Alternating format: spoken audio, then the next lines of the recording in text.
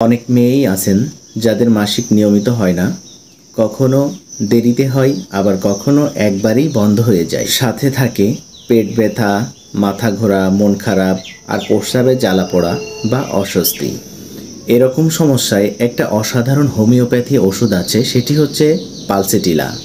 এই মেডিসিনটা তাদের জন্য যাদের মাসিক দেরিতে হয়, রক্ত কম, রং হালকা আর গরমে থাকতে কষ্ট হয়, ঠান্ডা বাতাস ভালো লাগে।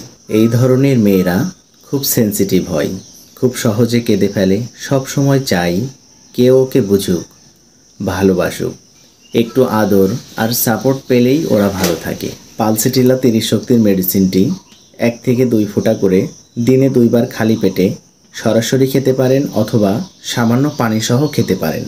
কিন্তু মনে রাখবেন, পালসেটিলা মেডিসিনটি তখনই কাজ করবে যখন এই লক্ষণগুলো মিলে যাবে। আর ভিডিওটি ভালো লাগলে লাইক দিন, শেয়ার করুন আর সাবস্ক্রাইব করে সাথে থাকুন। ধন্যবাদ।